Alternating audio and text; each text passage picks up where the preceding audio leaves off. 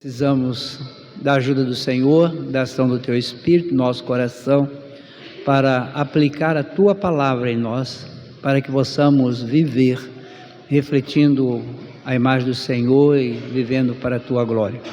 Que o Senhor tenha misericórdia de nós agora, abra o nosso coração, abra o nosso entendimento, para que possamos entender da palavra do Senhor.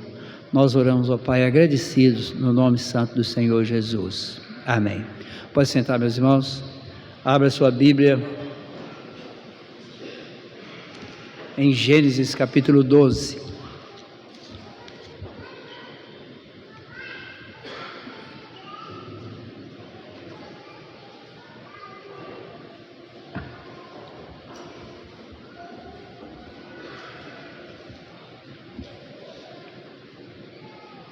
Gênesis capítulo 12.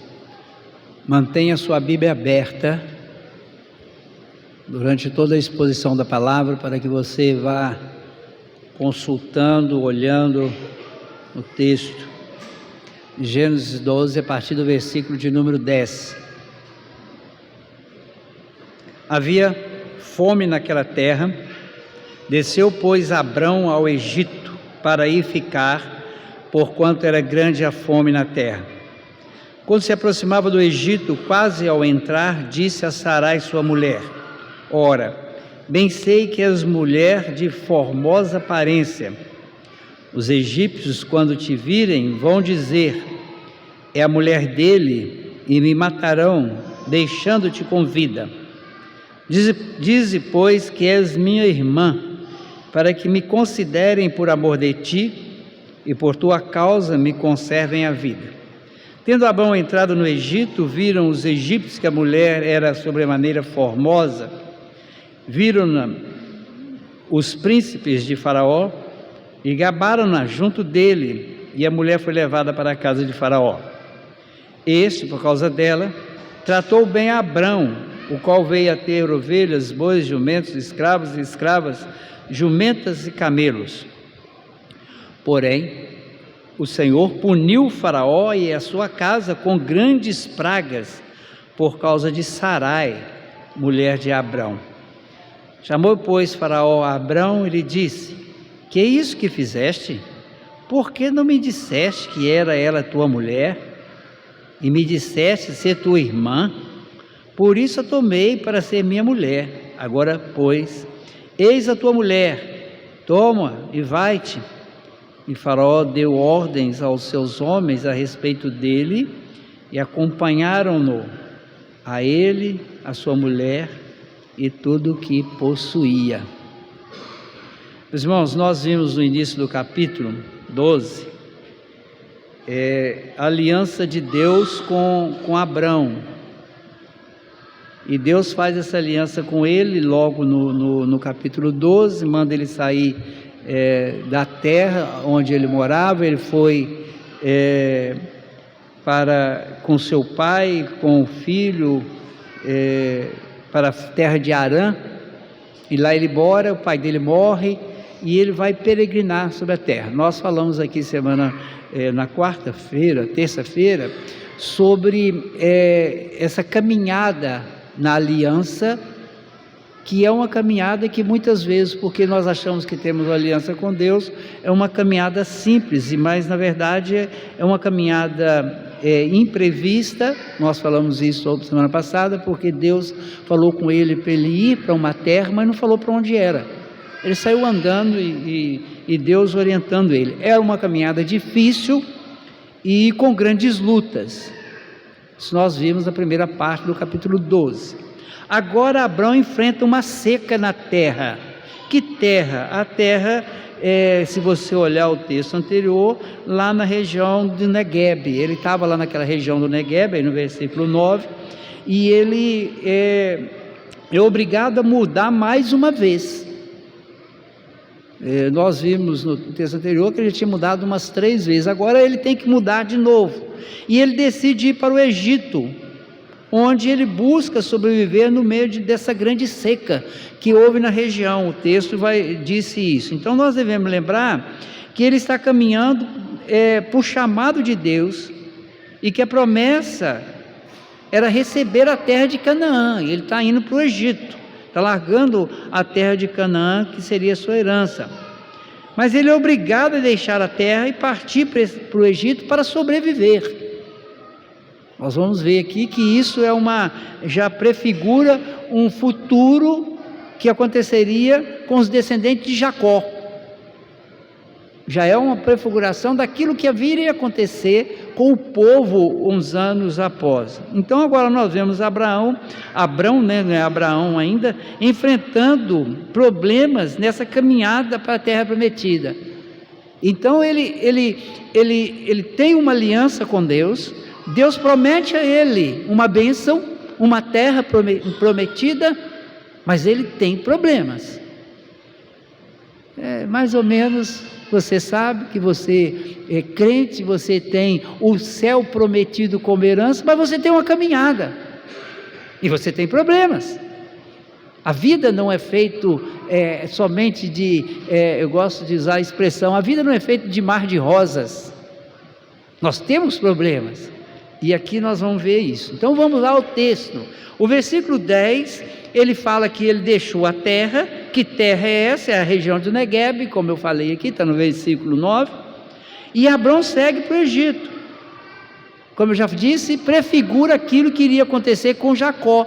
Quando José é vendido, vai para o Egito, houve 7 anos de fartura, 7 anos de seca, José administra aquilo, depois os filhos de Jacó vão por causa da seca, e Israel fica, o povo fica 400 anos no Egito, e Faraó sofre pragas, Egito sofre pragas para libertar o povo, parecido com o que está aqui. Então é uma prefiguração daquilo que aconteceria anos depois.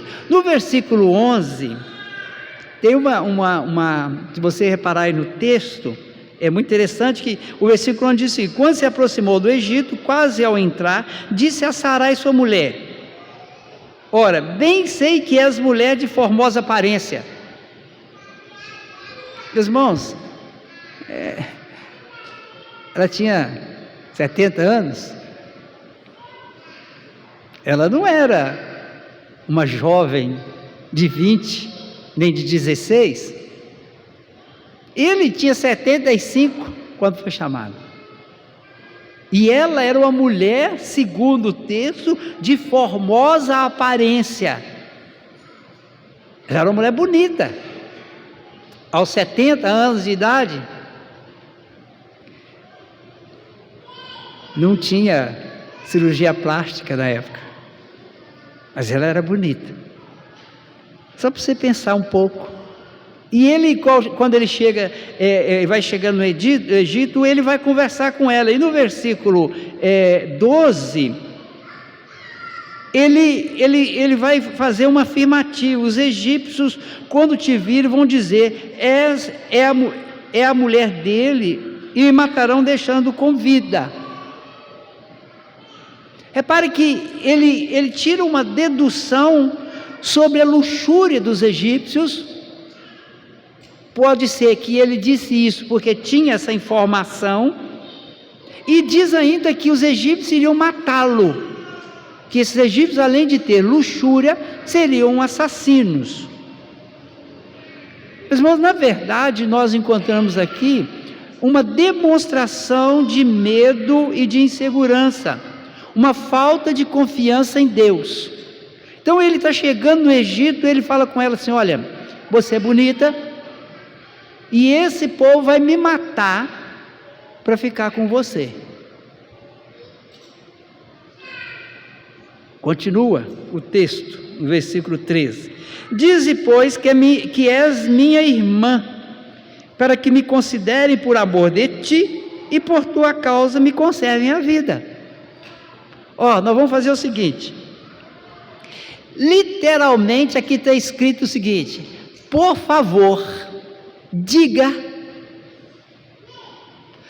Então ele vira para a esposa dele e fala assim: olha, por favor, diga que você é minha irmã. Ela era realmente meia irmã dele. vamos dizer, naquela época havia esse tipo de casamento. Nós vamos encontrar a proibição disso lá na lei mosaica, mas ela era meia irmã dele, e ele diz: você vai dizer que é minha irmã. E aí, meus irmãos, aqui nesse texto nós encontramos um problema muito sério, porque ele faz uma exposição da própria mulher ao risco de uma relação extraconjugal. Ele simplesmente diz a ela: olha, você diz que é minha irmã para que me considerem por amor de ti, e aí me poupe a vida. Então ele na verdade, com uma preocupação consigo mesmo, com uma fraqueza diante de um problema, ele expõe a mulher dele a uma relação extraconjugal, fora do seu casamento. Diante de um problema, ele expõe a própria mulher. Uma afirmação, uma confirmação de uma preocupação pessoal. Ele está preocupado com ele. Ele não está preocupado se a mulher dele vai ter que ter relação com o faraó. Ele está preocupado com ele. É essa a situação do texto. Aí o versículo 14: tendo Abrão entrado no Egito, viram os egípcios que a mulher era sobremaneira formosa, ou seja, aquilo que ele disse que ela era formosa não era apenas um elogio a ela, realmente ela era formosa, porque os egípcios viram isso. E aí o versículo 15: viram os príncipes de Faraó e gabaram-se dela. Aqui nós encontramos aqueles bajuladores que tem em volta de sistema de governo, né?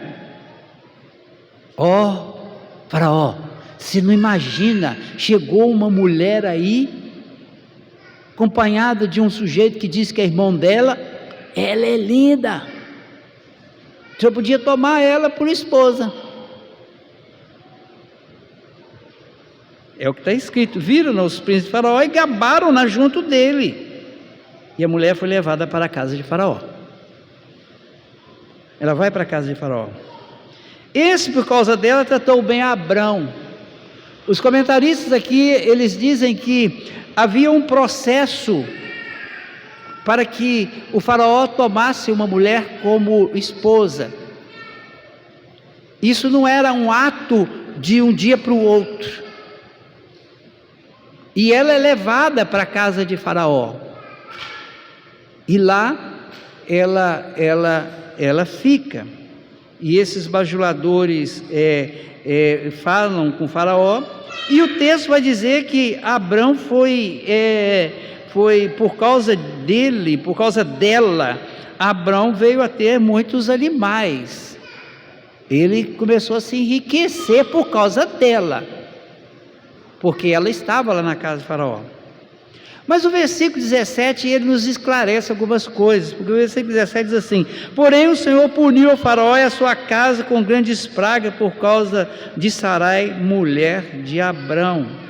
O versículo 17 diz que Deus não permitiu que o pior acontecesse, porque ele começa a punir a casa de Faraó. Antes que Faraó tivesse uma relação com elas, alguns vão dizer que Faraó teve relação com ela, mas o fato de Deus punir Faraó é exatamente para impedir essa relação.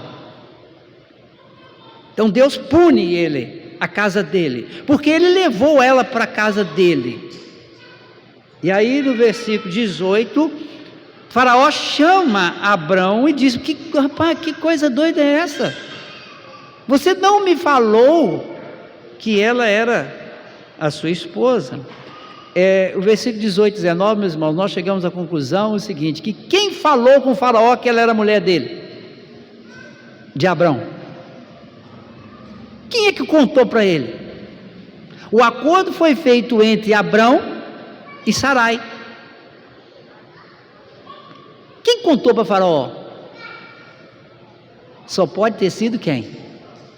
A própria mulher. Com certeza ele deve ter se aproximado dela, ela falou: olha, deixa eu te falar uma coisa, a sua casa está sofrendo na mão de Deus, porque eu sou mulher daquele homem. Mas ele falou que você é irmã dele. Aí o faraó disse: por que você disse isso? Por que me disse que ele diz na primeira pergunta, né? Que é isso que me fizeste? Ou seja, o que você fez comigo? Por que não me dissesse que era ela tua mulher e me dissesse tua irmã? Por isso eu trouxe ela para cá, porque ela era sua irmã. E ela, com certeza, ela fala, ela deve ter falado, e o faraó fica numa situação muito complicada. E aí o que acontece? Ele, para não ficar numa situação pior, ele determina que Abraão fosse protegido na sua saída para o Egito, e fala com a mulher: ó, vai ficar com seu marido, some daqui, eu não quero mais encrenca. E ela volta para o marido, e o faraó providencia uma proteção para ele. Alguns aqui dizem que Faraó fez isso porque a mão de Deus tinha pesado sobre a casa de Faraó, por causa dele, porque foi ele que inventou essa história, e ele corria risco de vida, porque agora você inventou isso, né? Então agora sim nós vamos te matar, porque se nós estamos passando por esses problemas, é por sua culpa. E aí Faraó providencia uma proteção para ele e para a mulher e para tudo que ele possuía. Irmãos, vamos lá. O que esse texto tem para nos ensinar sobre Deus? Primeira coisa que nós temos que aprender num texto bíblico é o que o texto tem para nos ensinar sobre Deus. Então preste atenção aí em algumas coisas que esse texto tem. Primeiro, que Deus é onisciente. Ele mostra a realidade do coração de Abrão. Repare o seguinte, que houve a seca, ele vai para o Egito, mas ele não confia em Deus. Mas vocês falam assim: mas pastor, nós lemos no texto anterior que ele largou a sua casa, ele largou a sua parentela, ele largou a sua cidade, a sua terra, e foi peregrinando. Esse homem confiava em Deus. Irmãos, ele confiava, mas ele não confiava plenamente. Na hora que ele se encontra nessa situação, ele arruma uma desculpa para se proteger. Ele não confiava. Então Deus é onisciente. Deus mostra a realidade do coração dele. Nós precisamos de ter isso sempre na nossa mente. Às vezes os problemas e que Deus providencia sobre a nossa vida não é para nos castigar, não é para nos punir, é para mostrar a realidade do que tem dentro do nosso coração. Às vezes nós enfrentamos problemas, porque às vezes nós enfrentamos problemas financeiros, porque nós somos descontrolados nos nossos gastos. Às vezes nós enfrentamos outros problemas na vida, é para mostrar o que tem dentro do coração. Às vezes nós gastamos com coisas que não precisamos de gastar, fazemos festas faraônicas, nos endividamos, porque no nosso coração tem uma soberbazinha, uma necessidade que não é se alegrar no Senhor. E aí Entramos numa grande confusão. Esse homem entrou numa confusão porque Deus queria mostrar o que tinha no coração dele. Um outro ensinamento que esse texto nos dá é que Deus é protetor. Ele protege Sarai apesar daquele marido dela. Meus irmãos, eu sei que nós elogiamos muito Abrão. Nós elogiamos. Lá na frente, quando nós encontrarmos esse homem levando o filho para sacrificar no monte em nome do Senhor, nós vamos bater palma.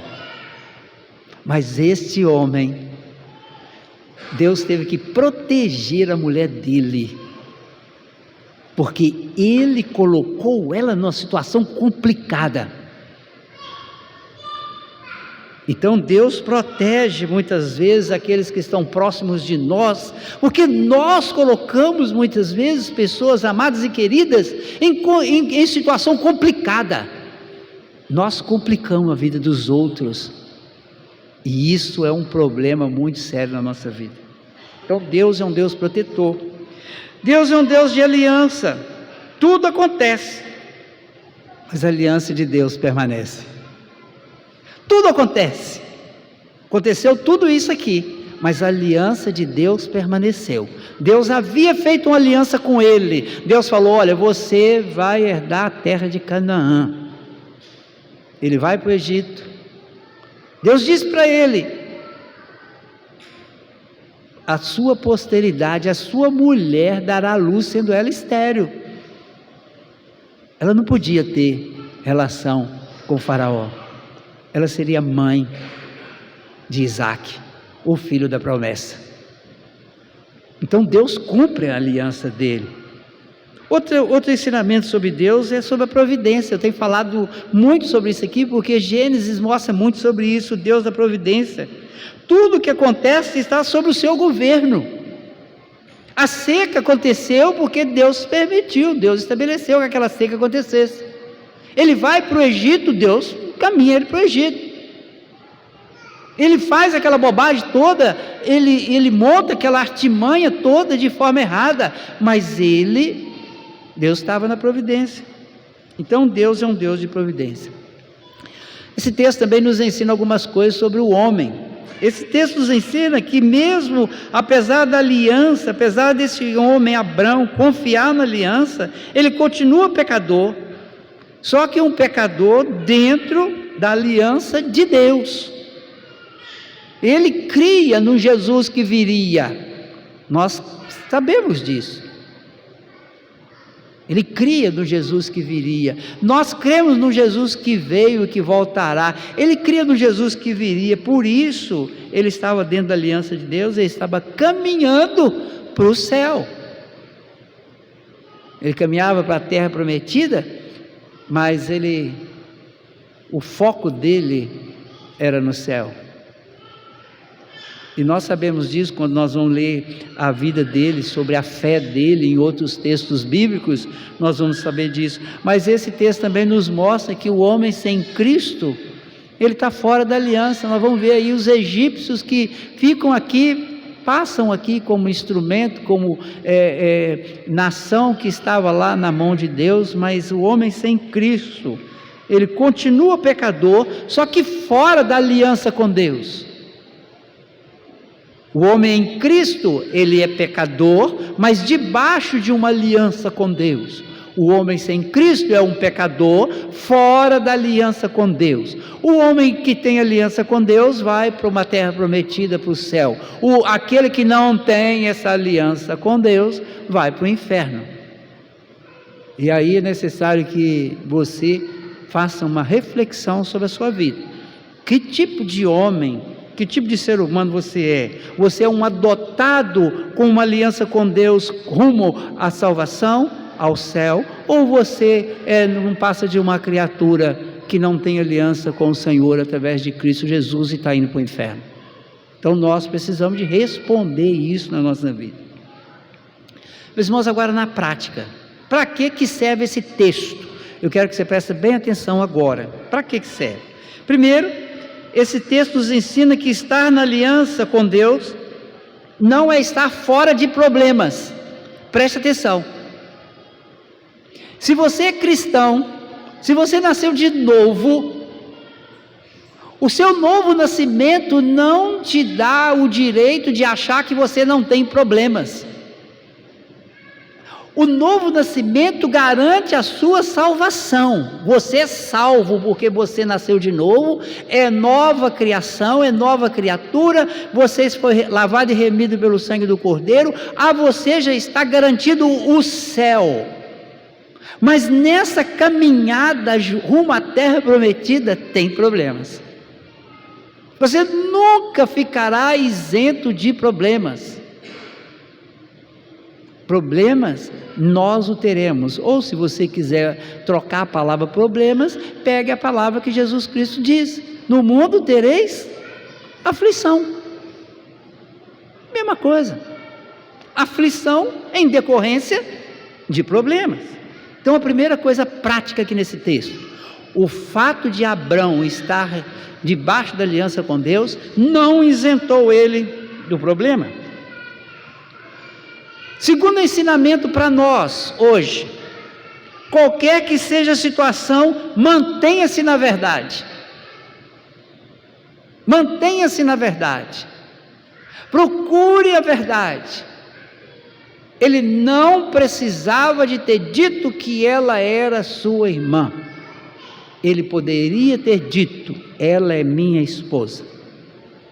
Deus ia providenciar para que Faraó não fizesse nada com ele, nem fizesse nada com ela, como Deus providenciou que ele não fizesse com ela, e nem com ele. Porque Faraó podia falar assim: agora sim, agora eu vou te matar, porque você me criou muito problema. Mas não, Faraó providencia uma proteção para ele. Então, qualquer que seja a situação que você se encontre diante de qualquer problema, a verdade deve ser aquilo que você busca. Fale a verdade. Gosto muito daquele ditado, né? Quem fala a verdade não merece castigo. Quem fala a verdade não merece castigo. A verdade muitas vezes ela é doída, mas ela é melhor do que a mentira. Terceiro ensinamento nesse texto: cuidado com o egoísmo.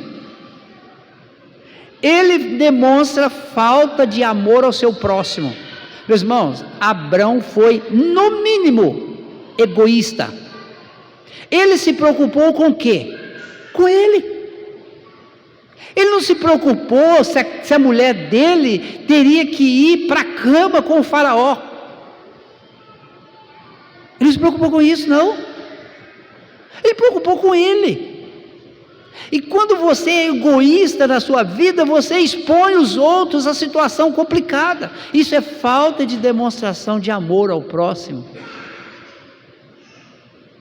Quando egoísmo é eu olhar para mim mesmo, eu estar preocupado comigo mesmo. Tudo é a mim, tudo é a mim, tudo é a mim, tudo é a mim, tudo sou eu. Então eu coloco os outros em situação complicada. E aqui tem um quarto ensinamento: cuidado com as suas decisões, elas podem estar prejudicando o seu próximo. Cuidado com a sua decisão, a sua decisão pode estar prejudicando a sua família, a sua decisão pode estar prejudicando os seus filhos. Nós falamos aqui hoje pela manhã sobre aquele homem, o catador de lenha, lá de Números 15, que ele resolve catar lenha no dia do Senhor. Por quê? Ele achou que aquilo era importante, ele decidiu contra a palavra de Deus, ele resolveu o problema da casa dele, catando lenha no dia do Senhor, e ele morre, ele foi morto. Então repare que a decisão dele trouxe um problema muito sério para a família dele. Ele morreu. E aí, meus irmãos, cuidado com as suas decisões. A sua decisão, às vezes, até aparentemente uma decisão acertada, uma decisão de trabalhar para ganhar mais, uma decisão de quebrar o dia do Senhor por causa não sei de quê, porque nós achamos que temos que fazer isso, uma decisão de mudança de lugar, sem muitas vezes parar para refletir sobre o que está fazendo. Isso pode trazer problemas, prejudicando o seu próximo, pode prejudicar a sua família, pode prejudicar a sua própria vida, pode trazer consequências muito sérias sobre a sua vida, pode trazer consequências jurídicas, questões, problemas que você nem imagina que pode vir sobre você, porque você tomou uma decisão que não poderia ter tomado. Então as nossas decisões, às vezes, elas podem estar prejudicando alguém muito próximo de nós. Em quinto lugar, esse texto nos ensina que você deve enfrentar os seus problemas confiando sempre no Senhor. Se você tem uma aliança com Deus, se você é cristão, se Jesus é dono da sua vida, se Ele morreu por você, por que você não confia nele? Aí nós devemos tomar decisões confiando sempre no Senhor. A minha confiança é o Senhor. Se eu não confio no Senhor, eu vou confiar em quem? Ai daqueles que confiam em cavalos, em exércitos. Nós não podemos estribar nosso próprio conhecimento tem gente que confia no Estado, tem gente que confia no dinheiro, tem gente que confia na sua própria força. Meus irmãos, a nossa confiança tem que estar sempre no Senhor. Eu quero concluir dizendo o seguinte: Abrão foi levado ao Egito para enfrentar um problema que tinha no seu coração. Ele é levado para o Egito para enfrentar um problema que estava no seu coração: o egoísmo, a falta de confiança em Deus. Pastor, mas o senhor está falando de Abrão. Meus irmãos, eu estou falando do texto. O texto registrou isso. Por que Deus inspirou para registrar isso aqui? Está aqui. Nós não podemos fugir do texto. O texto nos mostra isso. Ele ainda não estava totalmente confiante em Deus, essa é a verdade.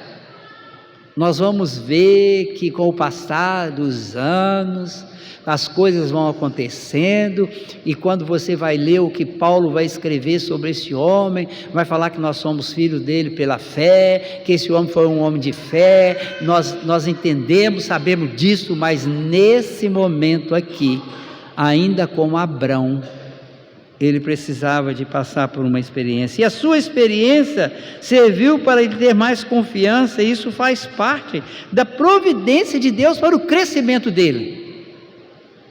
Isso faz parte da providência de Deus. E meus irmãos, aguarde, porque ele vai errar de novo. Ele vai cometer mais erros na vida dele. Não é o primeiro e não será o último. Então eu gostaria que você fizesse uma reflexão sobre a sua vida. Como que você tem lidado com os problemas da sua vida? Como você tem lidado com as questões? Como têm sido as suas decisões? A sua decisão que você toma dentro da sua casa, como família, como líder, como marido, como esposa, como pai, como mãe,